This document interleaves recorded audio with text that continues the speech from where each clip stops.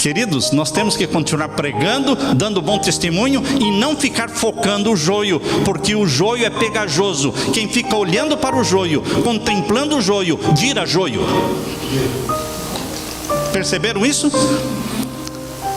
Quem fica falando só no joio, focando o joio e contemplando o joio, vai virar joio, porque o mal é pegajoso, o pecado é pegajoso. O legalismo sempre foi um pecado de Judá, do judaísmo. Mas o legalismo é muito forte também na igreja adventista. Mas a doutrina adventista não é legalista. A doutrina é justificação pela fé em Jesus Cristo. A fé em Jesus Cristo me dá salvação. Ah, mas e a obediência aos mandamentos? A obediência aos mandamentos, ela virá em consequência da salvação. Mas você não obedece para ser salvo. Você obedece porque você foi salvo em Jesus Cristo.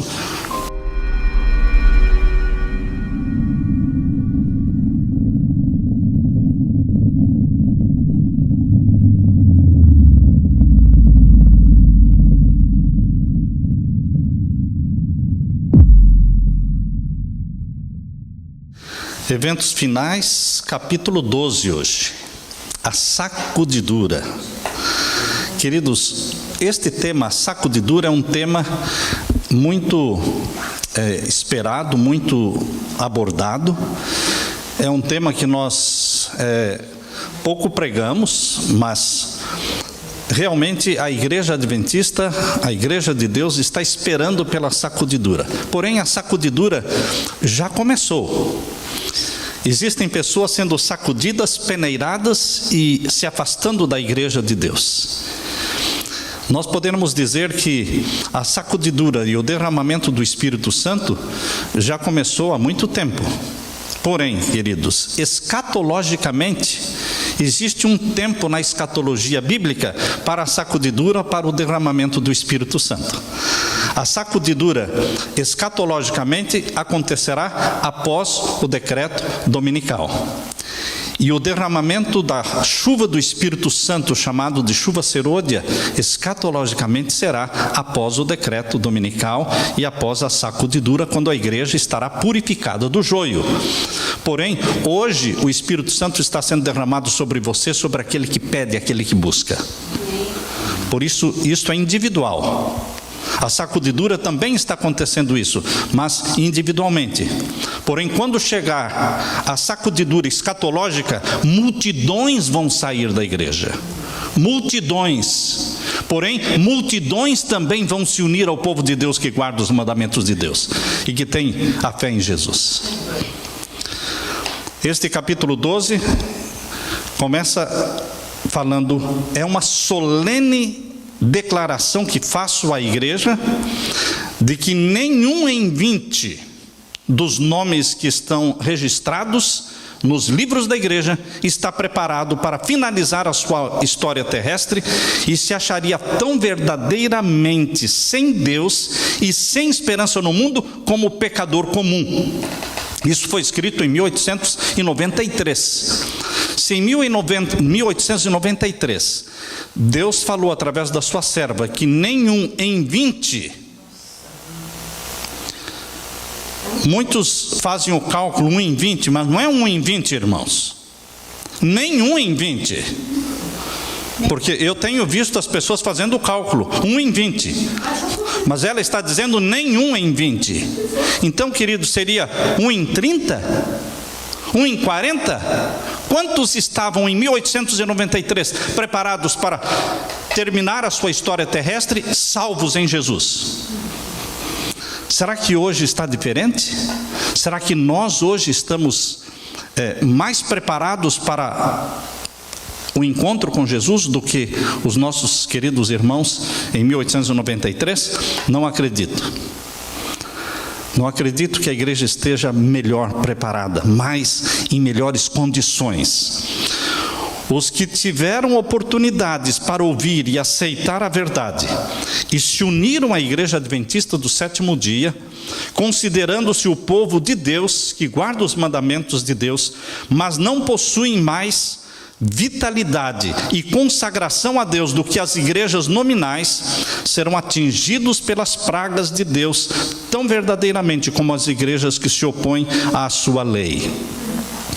Não é suficiente você se unir à igreja de Deus. Não é suficiente você concordar com os mandamentos de Deus. Não é suficiente você aceitar a Jesus como Salvador pessoal. Você tem que perseverar aceitando a Jesus como seu Salvador diariamente.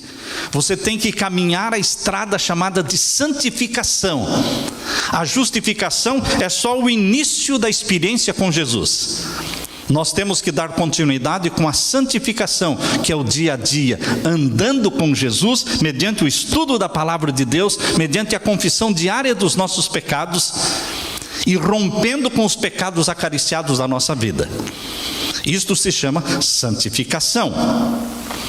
Por que a mornidão existe em tão grande escala na igreja de Deus? Quando você lê Apocalipse 3, realmente você percebe que a mornidão está em grande escala. Por que existe a mornidão?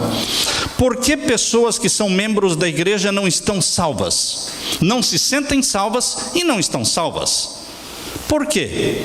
Se aceitaram a Jesus, foram batizados, tornaram-se membros da igreja, por que não estão salvas? Simplesmente por causa do pecado não confessado. O que nos separa de Deus, queridos, são pecados não confessados, pecados não abandonados, pecados acariciados. Isto é o que Deus está dizendo. O trigo e o joio crescerão juntos para a ceifa. O que nós temos mais dentro da igreja? Trigo ou joio? É com dor no coração? É com dor no coração que nós chegamos a uma conclusão de que existe mais joio. Não é a maioria que é trigo. A maioria é joio. Mas, queridos, porque o joio cresce mais rápido. O joio não precisa ser aguado, não precisa ser regado com água. O joio não precisa de cuidados. Ele cresce. Quando você faz um jardim, e nós estamos trabalhando em jardim agora, não é? O jardim da casa, como a erva daninha, ela cresce sem cuidado nenhum. Aparece. Assim também o joio. Ele cresce e se fortalece pelo descuido, pelo desleixo espiritual, pela falta da confissão dos pecados, pela falta do estudo da Bíblia, pela negligência espiritual. Eu quero convidá-lo para que abra a Bíblia em Mateus capítulo 13, versos 24 a 30. Mateus capítulo 13. Mateus capítulo 13, e vamos ver então os versos 24 a 30. Esta é a parábola do trigo e do joio. Mateus capítulo 13, versos 24 a 30. Aqui nós lemos: propôs-lhes outra parábola, dizendo: o reino dos céus é semelhante ao homem que semeia boa semente no seu campo. Mas dormindo os homens, veio o seu inimigo e semeou o joio no meio do trigo e retirou-se. Quem coloca o joio dentro da igreja? O inimigo. É com dor no coração que nós chegamos à conclusão de que pessoas são atraídas para Jesus e batizadas, atraídas pelo Espírito Santo. Mas é com dor no coração que nós entendemos que alguns não são atraídos pelo Espírito Santo. Eles são atraídos por Satanás para virem criar problemas dentro da igreja. Nós não estamos aqui para julgar ninguém, porque ninguém sabe quem é trigo e quem é joio. Só Deus conhece a realidade do coração de cada um. Ninguém julgue ninguém. Mas o joio está no meio do trigo. E quem semeou foi o inimigo, diz a parábola. Continua a leitura dizendo: e quando a erva cresceu e frutificou, apareceu também o joio. Quando você lê a história do trigo e do joio, você entende que o joio é muito parecido com o trigo. Você entende também que as raízes do trigo e do joio, lá embaixo, elas se entrelaçam. E se você for arrancar o joio, você acaba arrancando o trigo, porque as raízes estão entrelaçadas. Há um emaranhado lá debaixo da terra das raízes do trigo e do joio. Por isso Jesus disse: deixe o joio crescer junto com o trigo. Não vão arrancando, porque vocês vão arrancar trigo pensando que é joio. E o verso 26 diz: e quando a erva cresceu e frutificou, apareceu também o joio, e os servos do pai de família, indo ter com ele, disseram-lhe: Senhor, não semeaste tu no teu campo boa semente? Por que tem então joio? E ele lhes disse: um inimigo é quem fez isso. E os servos lhe disseram: queres, pois, que vamos arrancá-lo? Porém ele lhes disse: não, para que ao colher o joio não arranqueis também o trigo com ele. Deixai crescer ambos juntos até a ceifa. E por ocasião da ceifa, direi aos ceifeiros: colhei primeiro o joio e atai-o em molhos para o queimar, mas o trigo atai-o no meu celeiro. Queridos, nós não deveremos ser afoitos em arrancar joio. Nós não deveremos ser afoitos e precipitados em disciplinar pessoas. Nós não devemos ser afoitos e precipitados em riscar nomes de pessoas que estão no livro da igreja. Deveremos ter calma, deveremos dar tempo ao tempo, para que o Espírito Santo trabalhe. Às vezes somos muito apressados. Para trazer uma pessoa para a igreja, nós estudamos com ela 6 meses, 1 ano, mais de 1 ano. Mas para tirá-la, nós queremos tirar em 1 semana, em 1 mês. Não, já está com 2 meses. E daí? O tempo para ganhar para Jesus passou de 1 ano. Então deveremos dar tempo também para disciplinas, para remoção de nomes. Porque quando você remove um joio, você tem certeza que aquele é joio, mas acontece que outras pessoas também estão relacionadas com pessoas que são trigo, mas estão relacionadas com aquele joio, e que se sentirão escandalizadas, pessoas que se sentirão aborrecidas e vão ser prejudicadas espiritualmente, porque aquela pessoa foi removida da igreja tão rapidamente, tão abruptamente. Nós não podemos focar só o joio. Mas o joio será sempre joio. O joio pode se tornar trigo? Não necessariamente. O joio pode se tornar trigo. Na parábola, um joio não pode se tornar trigo, porque joio é joio. Mas espiritualmente, uma pessoa afastada de Deus pode se converter pela tolerância, pelo amor, pela bondade, pelo testemunho. Então, queridos, há esperança para uma pessoa que ainda tem vida. Não há esperança para quem morreu, mas para quem está com vida, há esperança de regeneração, a esperança de conversão, de arrependimento. Por isso devemos continuar trabalhando. Haverá uma sacudidura no devido tempo. A palha precisa ser separada do trigo no devido tempo, e o devido tempo será a sacudidura, e a sacudidura será após o decreto dominical. No devido tempo. Aqui diz: por se multiplicar a iniquidade, o amor de muitos está esfriando. A história da rebelião de Coré, Datã e Abirão. Quando vocês leem a Bíblia, descobrem aquele trio rebelde: Coré, Datã e Abirão, que se rebelaram contra Moisés. A rebelião deles está se repetindo e continuará a repetir-se até o fim do tempo. Quem estará do lado do Senhor? E quem será enganado? O Senhor virá em breve, e em toda a igreja deve haver um processo de aprimorar e joeirar, pois entre nós há pessoas perversas que não amam a verdade e nem honram a Deus. Deus está dizendo: há pessoas perversas no meio de nós, mas nós não podemos ser juízes, porque juiz só existe um. Que existe, eu sei que existe.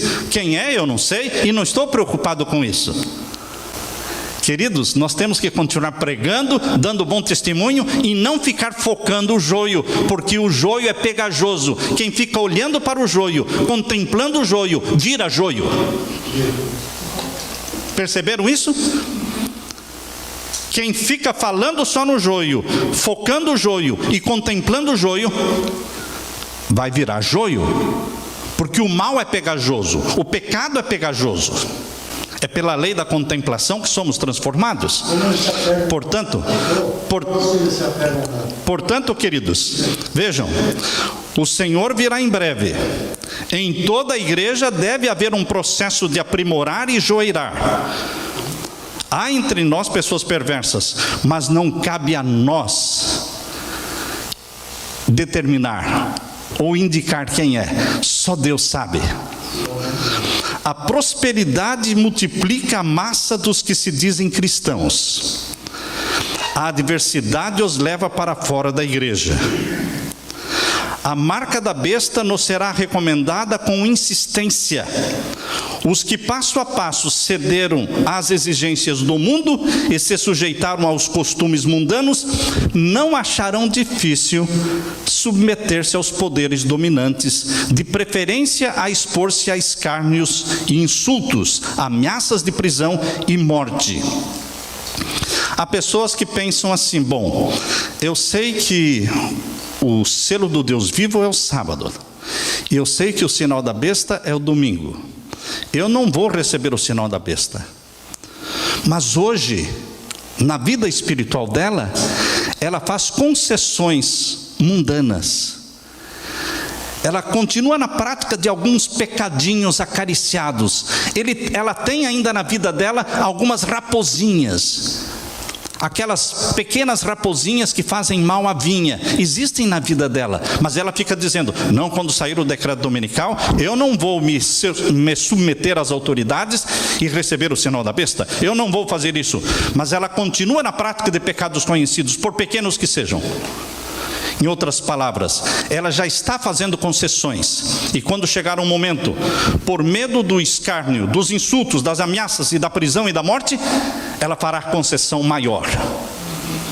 Fará concessões maiores. O conflito é entre os mandamentos de Deus e os mandamentos humanos. Nesse tempo, o ouro será separado da escória na igreja. Na ausência da perseguição, tem entrado para as nossas fileiras multidões, pessoas que parecem sadias, de inquestionável cristianismo, mas que, caso surgisse a perseguição, sairiam da igreja. As pessoas entram com facilidade para a igreja, mas elas também saem com facilidade. Quando a lei de Deus for anulada, sua igreja será submetida a provas terríveis, e uma proporção maior do que agora podemos prever dará ouvidos a espíritos enganadores e doutrinas de demônios. Olha, queridos, existem tantas doutrinas de demônios se infiltrando dentro da igreja. Doutrinas de demônios são doutrinas bonitas. Doutrinas de demônios são doutrinas que aparentemente possuem base bíblica. E, infelizmente, doutrinas perversas estão se introduzindo mais do que antes. Eu vou ousar a falar de algumas doutrinas de demônios. Existe hoje, queridos, doutrinas que estão sendo infiltradas no meio do povo de Deus e que estão perturbando o povo de Deus. Existe um movimento chamado Movimento contra o Espírito Santo. Movimento que induz pessoas a crer que não existe Jesus Cristo como Deus, não existe o Espírito Santo como Deus.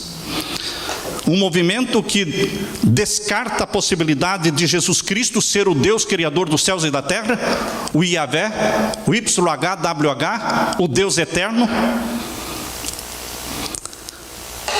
Isto não é doutrina de Deus, e tem levado muitas pessoas para fora da igreja, e tem minado a fé e a credibilidade da igreja. Qual é uma outra doutrina que está se infiltrando? Eu tenho recebido dezenas de consultas sobre um assunto que se chama sábado lunar. Vocês já ouviram falar nisso? Sábado lunar. A princípio, quando eu comecei a investigar, eu achei bastante convincente. Bastante convincente. Dediquei dezenas de horas estudando o assunto. Porque você tem que ter base bíblica para refutar.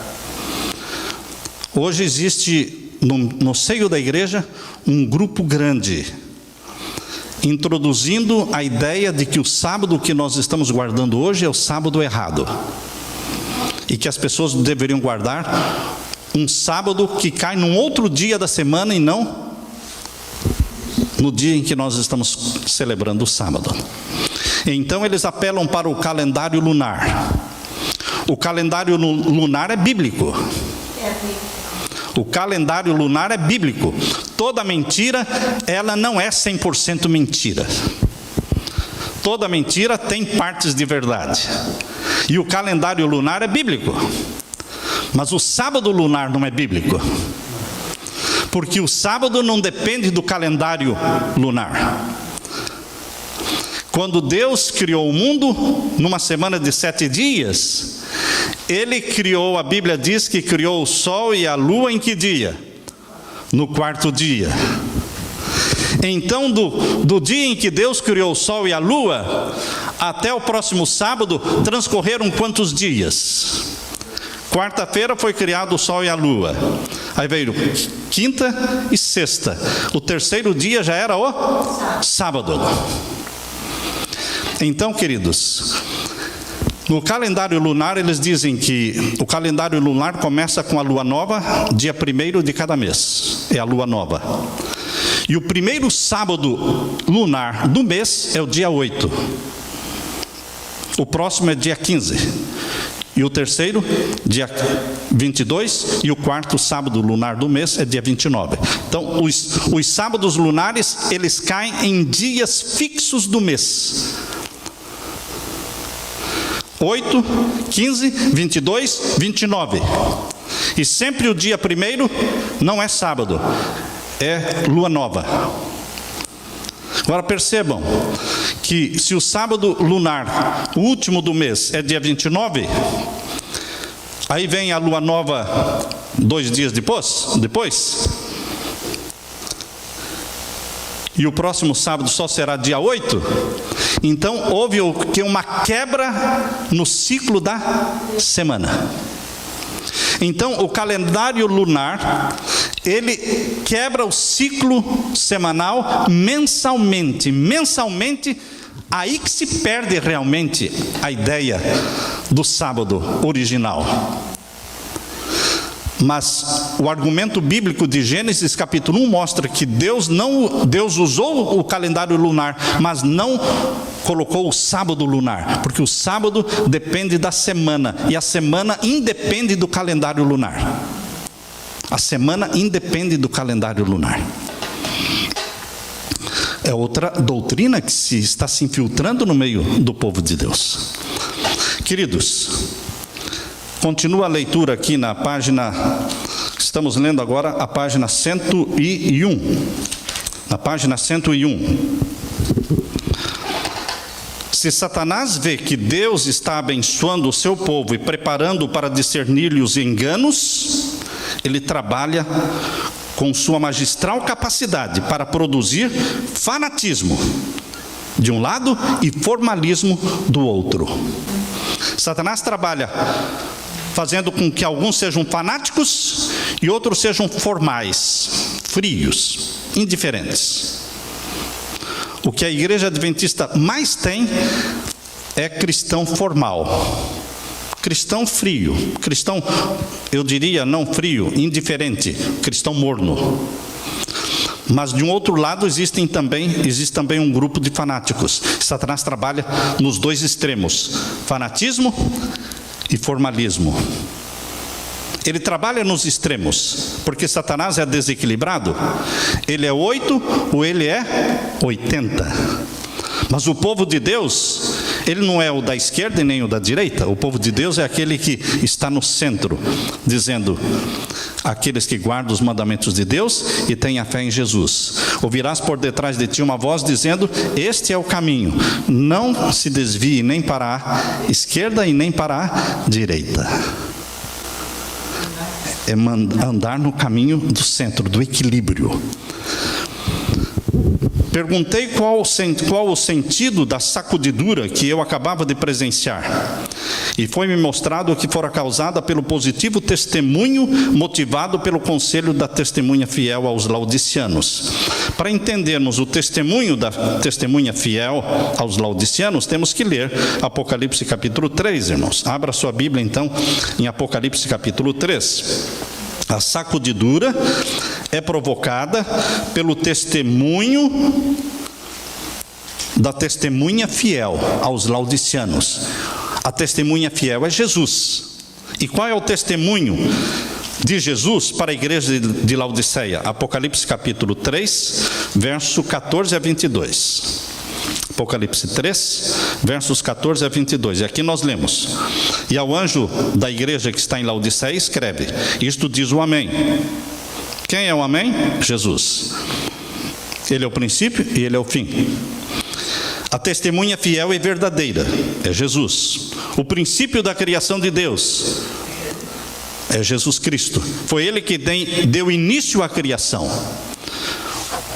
Quando a Bíblia fala ele é o princípio da criação de Deus, lembrem-se que no grego, princípio é a palavra arche. Existe o sentido ativo e o sentido passivo de princípio. O sentido passivo é, se nós formos olhar para o sentido passivo de princípio da criação de Deus, diríamos ele foi o primeiro a ser criado. Se formos olhar para o sentido ativo da palavra princípio da criação de Deus, nós diríamos ele foi quem deu origem a todas as criações. Ele é o Criador. E como um verso da Bíblia não pode ser interpretado sozinho, isolado dos outros versos, quando você une este verso a todos os outros versos que falam que Jesus é o Criador dos céus e da terra, João capítulo 1, não é? E verso 2 também, verso 1 e verso 2, e foi ele quem fez todas as coisas, sem ele nada do que foi feito se fez. Nós entendemos que o sentido do princípio da criação de Deus aqui é o sentido ativo. Foi quem deu origem e início a toda a criação que existe no céu e na terra, das coisas visíveis e invisíveis. Por isso Jesus Cristo é o princípio da criação de Deus. E o verso 15 está falando agora a testemunha fiel. Jesus está falando: eu sei as tuas obras, que nem és frio e nem quente. Deus está falando para a sua igreja nos últimos dias, a igreja remanescente. Oxalá foras frio ou quente. Assim, porque és morno e não és frio e nem quente, vomitar-te-ei da minha boca. A mensagem da testemunha fiel dá a entender que a maioria esmagadora da igreja é morna. Estão percebendo a linguagem? Não está falando alguns, está falando de uma forma generalizada. Assim, porque és morno e não és nem frio e nem quente, vomitar-te-ei da minha boca. Como dizes? Quem diz? A igreja. A igreja adventista precisa atender ao testemunho da testemunha fiel e parar de se achar melhor do que as outras, e parar de se achar a tal igreja, dizendo o quê? Rico sou. Rico sou, de nada tenho falta. E não sabes que és um desgraçado e miserável e pobre e cego e nu. Jesus aqui usou palavras, abundantes palavras, e palavras fortes: miserável, pobre, cego e nu. Por quê? Nos exaltamos, e quem se exalta será humilhado. E agora a testemunha fiel, que é Jesus, está dizendo para você e para mim: aconselho-te que de mim compres ouro provado no fogo. Se ele está me aconselhando a comprar, é porque eu não tenho. E o que é que eu não tenho? o ouro provado no fogo. E o que é o ouro provado no fogo? É a fé que opera pelo amor. Existe falta de amor. Falta de amor, carência de amor. Por que existe a carência de amor? Pela multiplicação do pecado, o amor de muitos esfriaria. Então estamos vivendo num período em que acontece uma hibernação do amor, um congelamento do amor, da bondade. Por isso Jesus está dizendo: a fiel testemunha, aconselho-te que de mim compres ouro provado no fogo, que é o amor puro e verdadeiro, que me faz amar o meu irmão, sofrer com ele, morrer por ele, partilhar com ele nas necessidades que ele tem. E o que mais além do amor? Vestidos brancos para que te vistas. Que vestidos brancos são estes que Deus, na pessoa de Jesus Cristo, a testemunha fiel, está falando que eu tenho que comprar? As vestimentas brancas é a justificação pela fé. Pare de ser legalista. O legalismo sempre foi um pecado do judaísmo. Mas o legalismo é muito forte também na igreja adventista. Mas a doutrina adventista não é legalista. A doutrina é justificação pela fé em Jesus Cristo. A fé em Jesus Cristo me dá salvação. Mas e a obediência aos mandamentos? A obediência aos mandamentos, ela virá em consequência da salvação. Mas você não obedece para ser salvo. Você obedece porque você foi salvo em Jesus Cristo. Este é o ponto. A salvação é pela fé. A vestidura branca que me cobre é a justiça de Cristo, comprada pelo sangue de Jesus. E mais ainda, para que não apareça a vergonha da tua nudez, e que unjas os teus olhos com o colírio para que vejas. Unção do Espírito Santo. Vejam as 3 mercadorias celestiais que a testemunha fiel está nos oferecendo: ouro, vestidos brancos e colírio. O ouro é o amor, vestidos brancos é a justiça de Cristo, e o colírio é o Espírito Santo. Nós precisamos destas 3 mercadorias espirituais que são vendidas. Mas você vem e compra sem dinheiro. Vinde e comprai sem dinheiro. E o verso 19 diz: eu repreendo e castigo a todos quantos amo. Sê, pois, zeloso e arrepende-te. Eis que eu estou à porta e bato. Se alguém ouvir a minha voz e abrir a porta, entrarei em sua casa, e com ele cearei e ele comigo. Jesus está batendo a porta. É porque ele está do lado de fora. Jesus não está do lado de dentro da porta. Ele está falando para você, cristão, para você e para mim. Jesus quer entrar na nossa vida e fazer parte da nossa vida, comer conosco, ser amigo.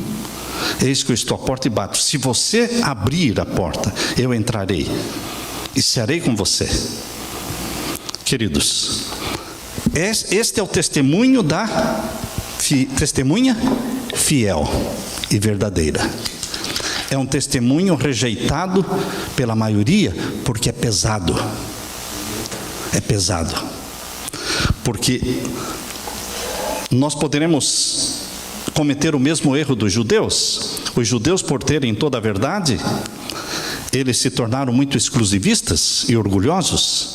Da mesma forma, nós como igreja adventista, por termos esta verdade maravilhosa, poderemos também nos tornar exclusivistas, orgulhosos. Alguns não suportarão, diz na página 102, alguns não suportarão esse claro testemunho, reagirão. Como? Opondo-se a ele. E isso causará uma sacudidura entre os filhos de Deus. Existem aqueles entre nós que farão confissões, como Acã fez confissões, porém tarde demais. Vocês sabem que existe um tempo para confessar? Eu tenho visto líderes de igreja pegos em pecado, descobertos em pecado, fotografados em pecado, e depois de tudo confirmado, então eles confessam. Não. Eles não confessam, porque a confissão tem um tempo. A confissão só pode acontecer antes que provem, antes que tirem fotografia de você praticando o pecado, antes que filmem você saindo do motel ou entrando no motel. O que as pessoas fazem é reconhecerem: ah, realmente sou eu, realmente eu fiz esse pecado. Isso não é confissão, é um reconhecimento. Passou a hora da confissão. E o que vai acontecer? Eu não tenho resposta, irmãos. Eu não tenho resposta para o que vai acontecer com aqueles cujo tempo da confissão passou, e depois de provado e certificado de que realmente eles estavam em pecado, eles reconhecem publicamente. Alguns poderão dizer: não, mas Deus vai perdoá-los. Eu não estou muito certo disso, porque Acã reconheceu o pecado, e Deus disse: agora não, agora é tarde. Existe um tempo, irmãos, para nós confessarmos os nossos pecados, e esse tempo se chama hoje. Hoje é esse tempo. Nós devemos confessar os nossos pecados diariamente, e não conviver com pecados acariciados, porque a convivência por uma semana, por um mês, por um ano com pecados acariciados entristece o Espírito Santo, afugenta o Espírito Santo da nossa vida. Há aqueles que farão confissões como Acã, demasiado tarde para serem salvos. Pela oração e confissão do pecado, precisamos preparar o caminho do rei. Como é que eu preparo o caminho do rei? Pela oração e confissão do pecado. Deus tem um método muito simples. Deus não tem um método complicado para preparar um povo para a volta de Jesus, preparar o caminho para o rei que está vindo. É um método simples: confissão e oração. Rompamos com os pecados conhecidos da nossa vida. Tem havido e continuará a haver famílias inteiras que uma vez se regozijaram na verdade e que perderam a fé devido às calúnias e falsidades que lhes foram apresentadas com relação àqueles a quem amavam e com os quais tiveram agradável conselho. Abriram o coração à semeadura do joio. Famílias inteiras se afastarão da igreja. Por quê? Por causa das calúnias e das falsidades que viram dentro da igreja. Eu estou orando diariamente, intensamente, por uma família que nos custou meses e meses e meses de sofrimento e de luta. Uma família que me custou sofrimento físico, nos custou, porque quando eu ia visitar a mãe que estava em depressão, o menino, e ela chorava muito, e o menino achava que ela estava chorando por causa do pastor que chegou ali, e o menino veio com um pau e tacou o pau em cima de mim, me bateu na minha perna e me chutou, porque ele achava que ela estava chorando por causa do pastor. Mas pela graça de Deus, esta família foi salva. Mas, queridos, eles viram muito joio. Eles focaram muito joio dentro da igreja. Viram muita falsidade dentro da igreja, muita hipocrisia. Falando com eles esta semana, a mulher, a esposa, disse: há 9 meses não vamos à igreja. 2 pessoas vieram nos visitar. Em 9 meses. Queridos, o homem, não quer conversar comigo e com ninguém da igreja. Não responde e-mails, não responde telefone, não quer conversar. Ele não quer abrir margem para pensar e se arrepender. Nós estamos orando. E por que uma família desta saiu da igreja? Falsidades, hipocrisias. Nós não podemos ficar olhando para o joio, porque existe muito joio. Quem fica olhando para o joio, vira joio também. Porque o joio é pegajoso, o mal é pegajoso. Ao vir a sacudidura, irmãos, pela introdução de falsas teorias. Deus está falando aqui que a sacudidura vai acontecer também pela introdução de falsas teorias, falsas doutrinas. Esses leitores superficiais, não ancorados em parte alguma, são como areia movediça, escorregam para qualquer posição para agradar a tendência de seus sentimentos de amargura. E eu já falei para você sobre as teorias falsas que estão se infiltrando dentro da igreja. A teoria contra o Espírito Santo, contra Jesus Cristo como Deus, a teoria do sábado lunar, a teoria de que Jesus Cristo tem uma natureza pecaminosa igual à minha. Queridos, são falsas teorias. Nunca pensem que Jesus é igual a nós, porque Ele nasceu santo, e ninguém de nós nasceu santo, só Ele nasceu santo. Ele já foi gerado pelo Espírito Santo no ventre da Virgem Maria. Ninguém mais no mundo foi gerado pelo Espírito Santo no ventre materno. Ele tomou a nossa semelhança. Semelhança não é igualdade. Ele é Deus homem. Eu não sou Deus homem, eu sou homem. Ele nasceu santo, eu não nasci santo, nasci pecador. Ele tomou a nossa semelhança, mas Ele não é igual, não tem como ser igual, porque Ele é Deus encarnado. Por isso, queridos, existem teorias falsas se introduzindo, e isto produzirá uma sacudidura, fazendo com que as pessoas deixem de frequentar a igreja, porque elas desacreditam do ministério, desacreditam da igreja, deixam de dizimar, deixam de devolver os seus dízimos, porque não acreditam mais na liderança, e vão para onde? Quando Jesus viu os discípulos saindo, os discípulos não, viu a multidão se afastando e abandonando-o, Jesus perguntou aos discípulos: vocês também não vão embora? Pedro respondeu: a quem iremos, se tu tens as palavras da vida eterna? Para onde irão as pessoas se deixam a igreja adventista? Vão para a igreja católica? Vão voltar para o carismatismo, para o pentecostalismo? Para onde irão? Não ficam em casa. Eu tenho visto dezenas de pessoas que não vão a igreja nenhuma, nem a igreja adventista, ficam em casa, porque estão desacreditados, estão escandalizados com a igreja, porque estão focando o joio,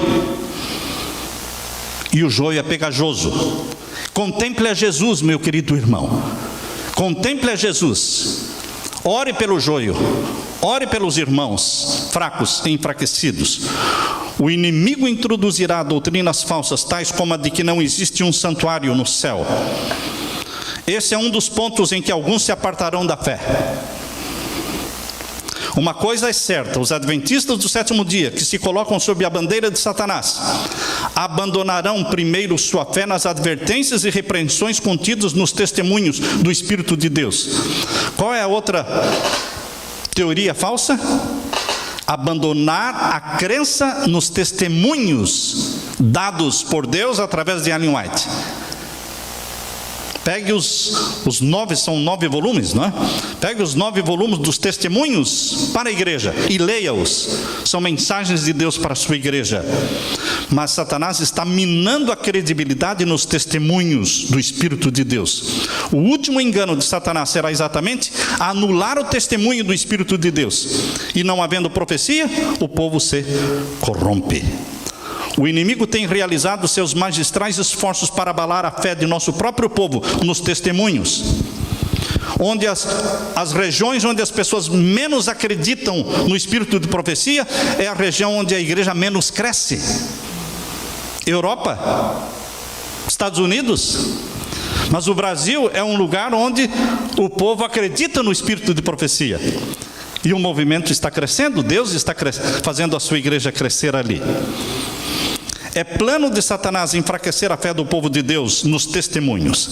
Em seguida vem então o ceticismo em pontos vitais da nossa fé, as colunas da nossa posição, depois as dúvidas acerca das escrituras sagradas, e então a caminhada descendente para a perdição. Agora eu quero que vocês prestem bem atenção, irmãos, o que está na página 103, no meio da página.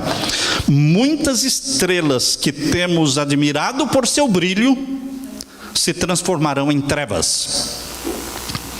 Muitas estrelas. O que é que vocês entendem por estas muitas estrelas que são admiradas pelo seu brilho?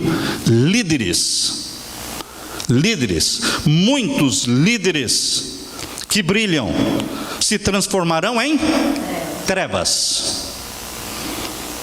Por quê? Porque vivem na prática de pecados conhecidos. Quando é que a nossa liderança, quando é que os nossos líderes vão comprar de fato a ideia da reforma da saúde e do reavivamento espiritual?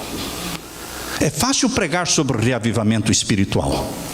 É fácil fazer um final de semana de reavivamento. Isso é muito fácil.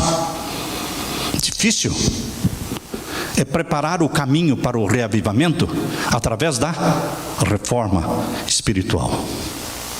A reforma da saúde, ou ela vem antes, ou venha depois do reavivamento, mas está ligado ao reavivamento. O reavivamento nunca estará, o reavivamento espiritual verdadeiro, nunca estará separado da reforma da saúde. Nas cenas finais da história terrestre, pessoas a quem Deus honrou grandemente, seguirão o exemplo do antigo Israel. E mais embaixo, na página 103, as apostasias dos que ocuparam posições de responsabilidade serão frequentes. A grande questão que está tão próxima, que é a imposição da lei dominical, eliminará aqueles a quem Deus não designou. E ele terá um ministério puro, leal, santificado e preparado para a chuva serôdia. Haverá então uma purificação da igreja através da sacudidura. Na página 104 diz: muitos se levantarão em nossos púlpitos, tendo nas mãos a tocha da falsa profecia, acesa na infernal tocha de Satanás. Pastores e médicos poderão apartar-se da fé, como a palavra e as mensagens que Deus tem dado à sua serva declaram que o farão. E na página 104 diz assim: o peneiramento de Deus lança fora multidões como folhas secas. Quantas pessoas vão sair? Multidões como folhas secas.